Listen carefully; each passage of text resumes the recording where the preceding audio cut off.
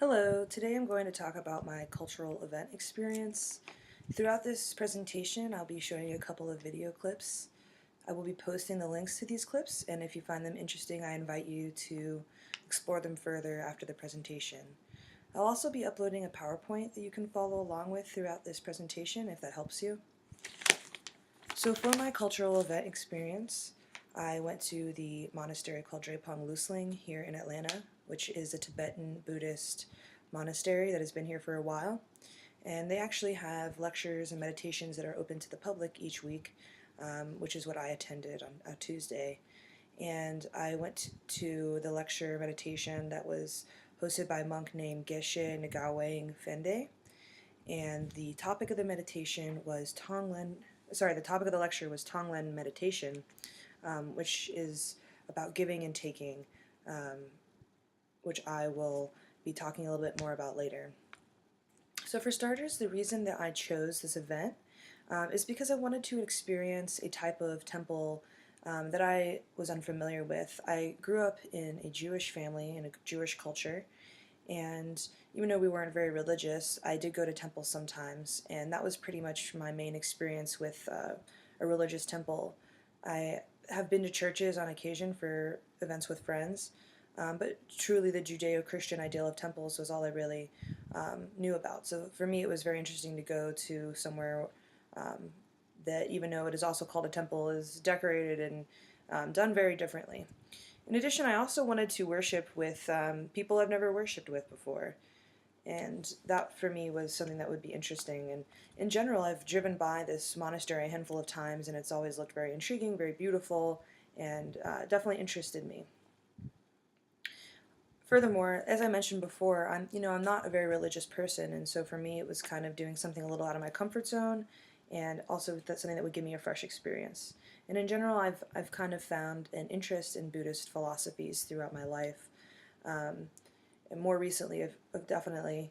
And so for me, it was a way to kind of choose an event that would be both interesting and enlightening and educational for me, and in a topic that actually, was something that I might like and might connect with. So that was important to me.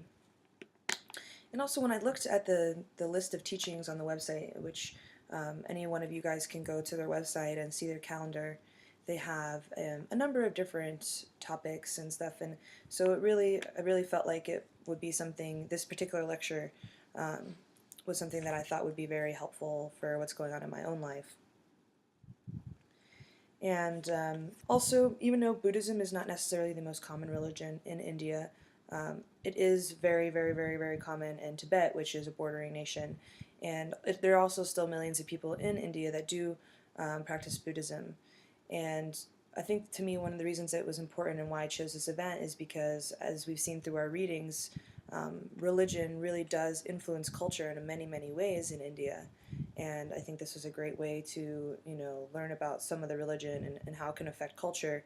Is when you walk in the temple, immediately you can see the effects that Buddhism has had on their culture, absolutely.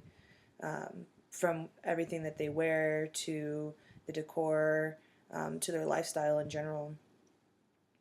And, the Dalai Lama himself actually did flee to India about 50 years ago, which I thought was an interesting fact to learn about. And so Buddhism has been in India for generations, so this is why I chose the event. And I want to give a little summary of what happened at the event. Essentially, I walked in, and as you walk in, you're asked to take your shoes off before you enter the temple area. The lecture is free, but they do have donation box if you choose to donate. And so I walked inside this gorgeous room that is decorated, completely ornate decorations, very, very Indian, Asian influence, very different than our own. And when I walked in, there were rows of chairs for sitting, and then there were cushions, square cushions on the floor that you could use. And so I chose to sit on one of the square cushions just to kind of get a different experience and out of the box. And throughout the experience there, essentially the monk is sitting up at the front facing everybody, and he gave a lecture for about an hour and a half on the Tonglen meditation, and in general, the topics were ways to help reduce stress, anxiety, and fear. And, he touched on the topics of mindfulness and openness and love for everyone as a solution for some of those issues. Um, and it was essentially focused on seeking a meaningful life through giving up attachments. So it was mostly just a closed-ended lecture um, for the group to listen to, and the aim was to help enlighten and give insight to anyone that was interested. And I really liked that it was that it was open to everybody. Towards the end, after he gave this long talk about the sources of fears and anxiety and attachments, and why we attach and how that can create desire and suffering. He led us through a guided meditation of the Tonglen meditation. And as I mentioned earlier, Tonglen meditation is focusing on the concepts of giving and taking. So it essentially involves you visualizing, taking in the suffering of the world, taking in the pain of the world, taking in all of that strife from around you, and then giving back out love and compassion and really positive energy. And this is supposed to create kind of a positive karmic cycle. And in general, the goal of that is to help reduce your attachments and the attachments that cause that stress and anxiety, and instead focus on that positive energy. So real quick, I'm going to show you guys a video clip of the monk that I actually saw talking about attachments and some of the effects of those attachments. He talked about in his lecture. Among the freedom from for attachments, the last one called, if you have grasping, you don't have positive view. If you have grasping, you don't have view. So that's the last topic among the four attachments. All of those four attachments is one of the main causes of our problems today, human beings. We have so many problems, right? Mentally, of course, everybody have their own struggle, some kind of, depression or stress or fear or worry too much, something everybody has. Then above there, physical problems, and you have relationship problems, you have friendship problems, you have a family problems, and if you go to the work, you have problems there. When you drive, also you have problems. So we do have so many problems, but we have to go, right? We have to eat, we have to share with others. There's no choice. So we have to go out there to deal with other people. But when you're going out there, here, you see here, and each time when our mind engage to the objects, then we have a different inner emotion, different kind of emotions. So different kind of emotions creates by different kind of negative minds. So each negative mind creates different types of emotions, feelings. Because of those inner painful emotion or negative emotions, it change with our thinking, our actions, behaves, everything change into the negative. That's why it's making more troubles, more problems. So all those problems, majority we always think when we have problem, we always accuse to others. And I say, oh, because of my job, because of this, that's we are expert to accuse to external world. No, that's we have sort of nature, sort of like in it there always. But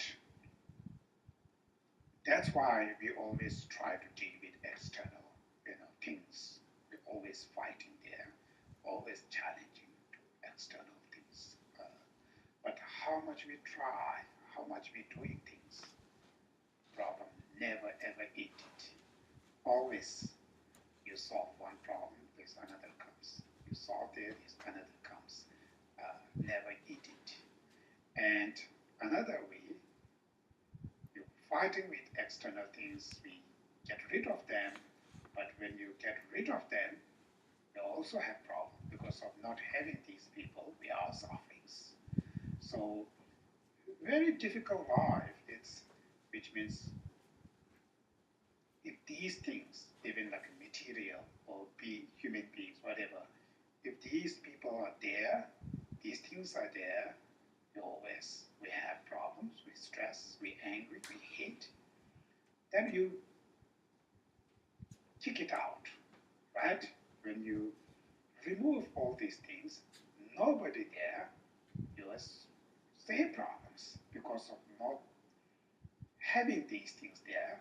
We are suffering. We have problems. That's so.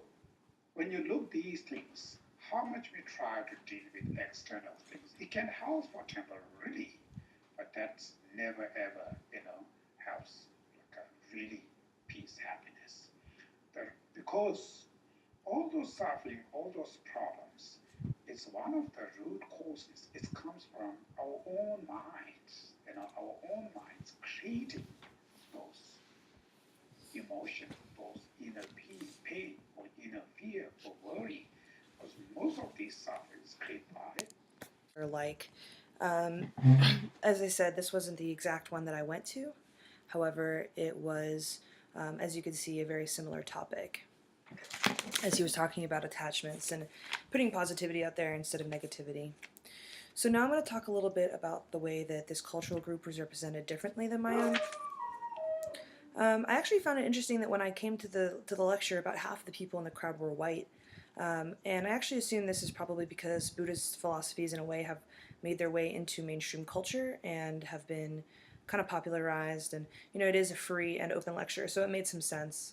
And I actually went and spoke to him afterwards, and he told me that most of the actual members of the temple are of Asian and Indian descent, but that a lot of the lectures, especially the free lectures, are attended by a lot of Caucasian people and Westerners in general. I thought that the Buddhist and the Asian Indian culture was definitely represented in almost every single way there. The decorations, as I mentioned earlier, you can see in the video that I was showing before that they had, the entire temple was decorated very uniquely, very ornate, very in a way that we wouldn't see in a Western temple here, even though we do see very nice decorations. It's just a very different influence. It's very obvious that they came from different origins. And I mentioned before the fact that you have to take your shoes off as you come in. That is definitely something that was representing a cultural aspect and practice that is different than our own. Same with the fact that you had the choice to sit in chairs, but that it was encouraged to sit on these comfortable, or not even so much comfortable, but square cushions that kind of are uncomfortable in a way that hyper focuses your attention on what's going on and keeps you present and keeps you mindful. And as I was saying about the shoe practice, I think this is also something that we've talked about and heard of in Indian temples as a sign of respect, such as the Taj Mahal, you take your shoes off as well. And so this is just showing a cultural aspect of respect that's different than our own, and the very traditional outfits of the monks and the fact that the monks live in the life that they do and to such an extreme and of dedication is very different than the cultural. That's very different than my own culture. Something else that I noticed that I felt was very different and represented a different kind of culture than my own was the fact that throughout this entire temple situation, there was never really a focus on any sort of god, not one god or God in general. And pretty much every temple and most cultural, and the culture here in the West is very much kind of a monotheistic, focusing on God type of situation. But the idea there was more that we are all one together. We are all God, and instead of finding a way to do our good work for an external source, it's about doing it for everyone and for ourselves all at once. So the most meaningful moments for me, there were a few. I think the thing that resonated most to me was that struggles are really universal.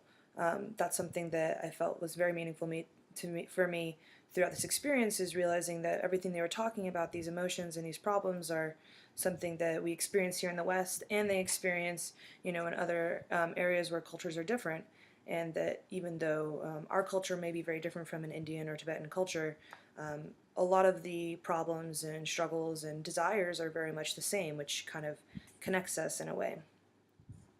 And so I feel like, and also for Buddhism, they propose a lot of solutions for these problems, and because the issues transcend cultures, the solutions that they propose also seem to transcend cultures, which I found really meaningful.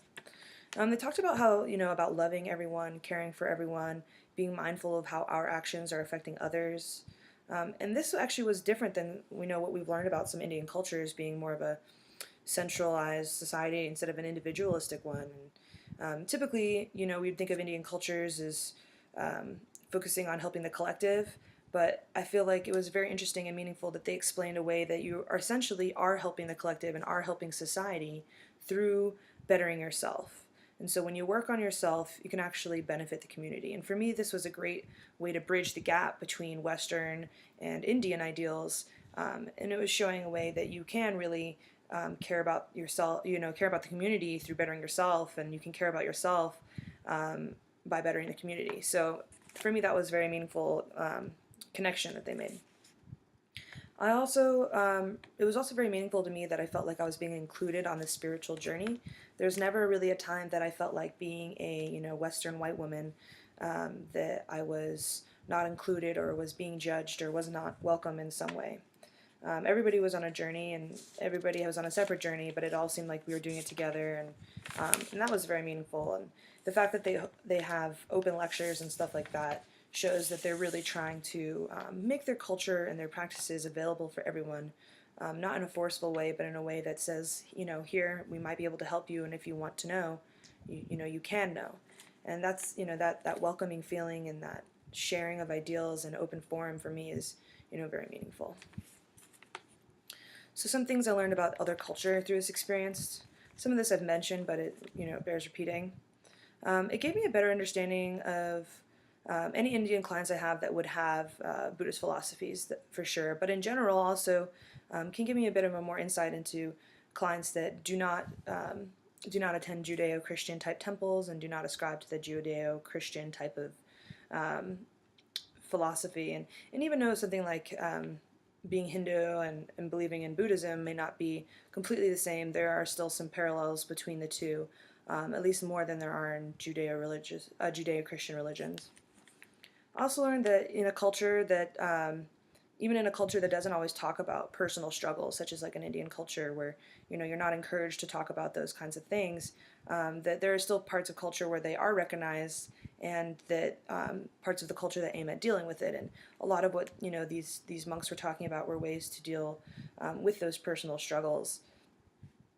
I also learned that it is, well, it's not so much that I learned, but I recognize that as part of their culture, it is a sign of respect to take off your shoes before entering a temple space. And that's definitely something about other cultures that I knew that certain cultures did, but I wasn't 100% if that was something that the Buddhist Tibetan culture ascribed to as well.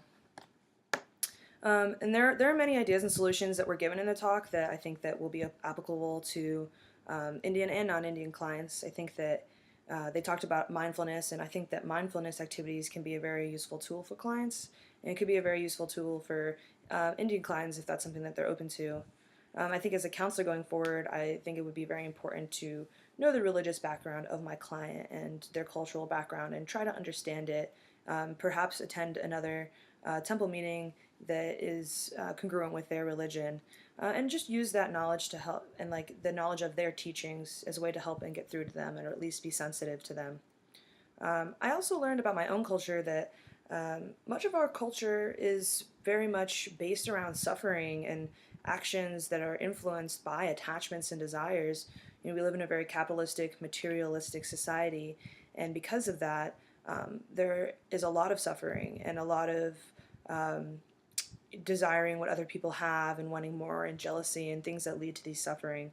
And this lecture really illuminated how that is the driving force of much of Western culture. I also learned about myself that the guided meditation was very peaceful and helpful for me. I've done guided meditations before, mostly though either from like a YouTube thing or more of a Western style version. And so it was very interesting having it done by someone who has dedicated their life to the practice. And in addition, I also learned that I have a lot of ideals in common with the culture that was represented at the temple, and that we really do have struggles in common. I really do find that mindfulness is helpful for me, and just a lot of the things that they were talking about, a lot of the ideals they had, and a lot of things they were focusing on were things that I could really find applicable in my life and showed the commonality that I have with this culture. I also learned about myself that I probably could never dedicate myself to anything the way that the monks do. They, dedicate their life to the practice and teaching of Buddhism, and I absolutely respect that. They give up everything, and I know that is something that I personally could not do, so I definitely respect that. And so to end, for the end, I'm going to talk about if I would recommend this event to others, and I think, as you can tell from how I've been talking, that I really did enjoy going to this. I thought it was both a beautiful place, and it was very insightful and enlightening, and I would definitely attend again myself. And I think that a lot of good could come to the community, a lot of good could come from being part of a community such as Drepung. It seemed very supportive and open, and I appreciate their openness. I think that, as I've said, like everyone in today's society could probably benefit from the lectures and what they're talking about. And as I mentioned, they have a number of topics that you can choose from. So there would be something for everyone to find. And as I said, like I think that a lot of them are addressing feelings of stress and anxiety, and those come very often in the world of attachment and materialism that we live in.